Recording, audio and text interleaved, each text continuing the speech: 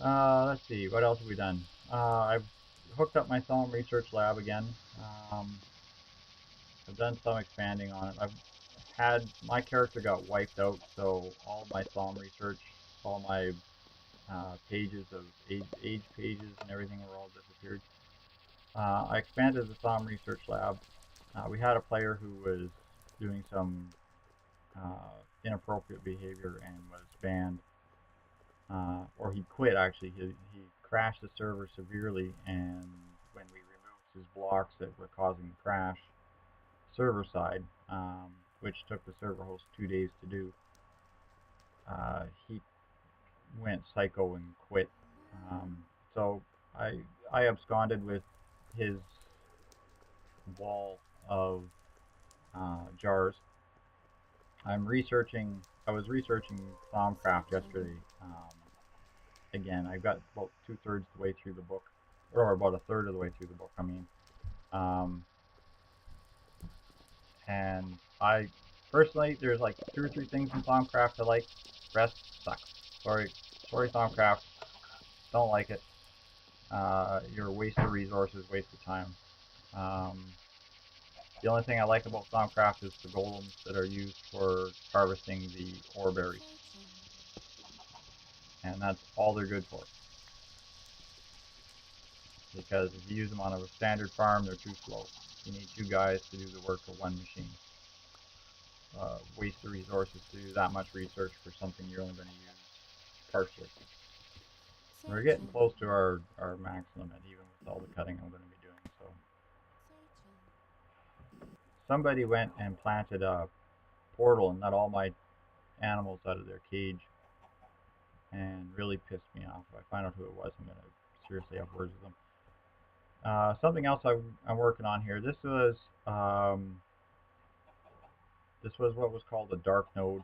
There's actually one right uh, there someplace.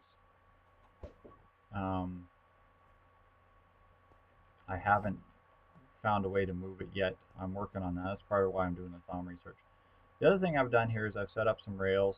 We're working on making a train system to get us around to some of the locations here in the Twilight Forest. Now I'm just going to just go the easy way around. One thing we've been noticing too is if people use teleport and books and such to get around, it actually is adding a lot to the overall lag of the system. Mainly because the chunks are always being loaded. Now I just move whatever 500 squares, not even. Um, this was a base I'm setting up. This was a dark tower. I hooked up auto anvil, auto crafting. Um, this essence comes from a mob grinder that the server host set up in Spawn Town that I'm also going to hook into the bank system here. I put in some auto crafting tables and repair tables, and these things here all came from the Dark Tower. Basically, I've set it up so that people can come here and fly around with bows and fight. Also, this exits out to the Dark Forest.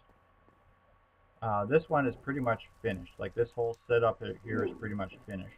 Um, I have found two other Lich Towers and a hedge maze and twilight swamp and or a fire swamp and a few things like that. And we're setting the trains up to go to some of these other locations. That's what these other rails are for, going off here. Um, and yeah, this was a blast to set up. Uh, One of the other players on the game here, he's setting up some high-speed rails so that we can change these out for high-speed stuff that actually goes faster. And hopefully we'll be able to actually do a quick tour around um, about the server that way too. I know Carpet, he's been doing some server videos, so yeah, we're having fun with it. But there you go. So yeah, one of the next projects on my list is to start integrating an AE crafting network into my logistics pipe system and get rid of the lag pipes, or to start phasing them out, I guess, because they're nice. They're great early game stuff, but honestly, when you can build the AE network, don't even piss around with it. Hook it up. There's a way to rig it up using one block, and it hooks up so that you can interface between logistics and AE. Use logistics to transport goods over distance because they interface with the tesseracts, and set it up so that you can use logistics to set up your ordering stations and whatnot, and use the AE for your storage and crafting. That's probably the way to do it. That's my recommendation anyway, if you're ever doing it. Talk to y'all later, kids, I guess. Hey kids, Inverted Cow here again. Just wanted to show you how I hook up one of these inventory systems for the server inventory. So what we'll do is we'll just run through it real quick, and that'll be it, and I'll add this on.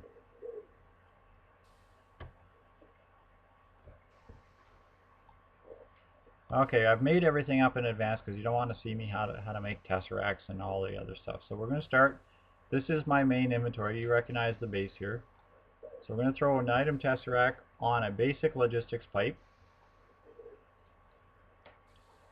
We'll bring this up. Now I'm going to just set it to a private number. Leave it on send receive. I'm just going to give it a number here. So something random, but I've been using the 250 numbers because I like that number. So I'm going to go 258. And I'm just going to call this one carpet grinder.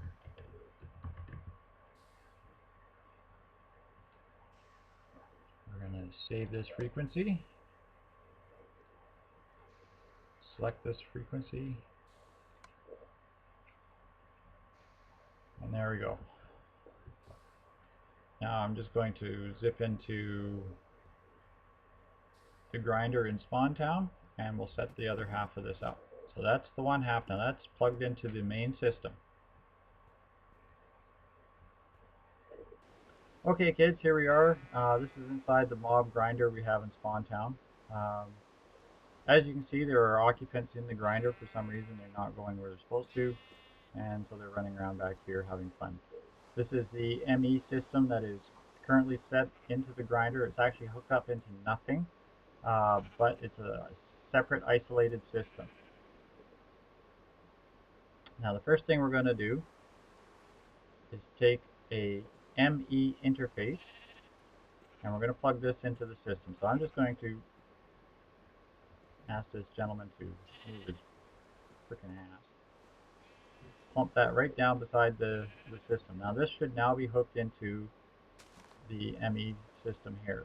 So I bring up, that's the terminal, where's the controller?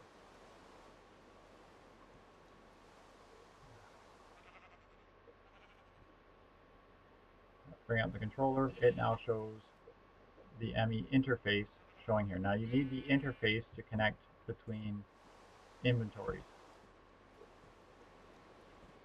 I then take a piece of Mark II logistics chassis, and I plop that on the back side of that interface. Okay, we'll take an item sync module, and we'll set this on default route. Yes, and then we click that into the Mark II, and we take a provider module, and this is just set, just basic, so it does everything, and we throw that into the Mark II.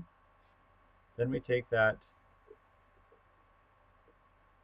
and there we go, item tesseract, and we'll just plump this down beside that pipe, and it should connect up to that pipe. Now as you see, the pipe's still red. We'll hook this on and click it on to owner only. That should now bring up carpets grinder. Set that frequency to send receive. And this pipe should go green. There we go. It's green. I now have full access. The bank now has full access to everything stored in this grinder. And as you can see, there's already stuff moving down the pipe. So the system tries to balance itself a little bit, so you will get some pipe movement. Not to worry about it. I probably have a machine that's requesting whatever's going down that pipe as an automatic process. So it's just probably taking whatever's in the inventory here. And then it'll show up in the bank. So now, this terminal here will now show everything that is in this inventory, only this inventory. Okay, but we notice we have 29,000 blaze rods, 20,000 eggs. Okay, so there's something I know we don't have a lot of in the inventory. It's 20,000 eggs. Okay, click on the end approach, bring out the remote requester. Knowing that I have 20,000 eggs in inventory, I should now see 20,000 plus eggs in my inventory. I believe we had 16 when I checked last. Or sorry, 2,000 eggs. So there we go, 2,000 eggs in the inventory. So that's how hard it is to hook up a remote inventory to a global network. This would be great if you were doing a server where you were wanting to have a central banking where everybody, or a central inventory where everybody has one inventory rather than 20 or 30 people each with their own personal private inventory, making a lot of lag with a lot of extra machines doing the same thing over and over. Very easy, hook up inventories like this, and you have one global inventory. Even if you have storage bases scattered at every grinder in every realm. I mean, if the thing is chunk loaded, then that inventory will stay active and it'll keep working. And this is just a grinder. This is just a big mob grinder here in Spawn. So there we have it. That's all it's needed to do to hook up an ME network to a logistics pipe network and hook them all into a global network. This is now the third ME network hooked into this network, and none of them are conflicting with each other. You can't do that with the AE networks, by the way. You can't hook them together. You got to take all the controllers out until it's only one controller. So this lets you do it and keep the controllers and networks all together. You don't have to play with anything. And because they're all on their own power supply, you don't even have to worry about supplying power to them. So there we go, kids.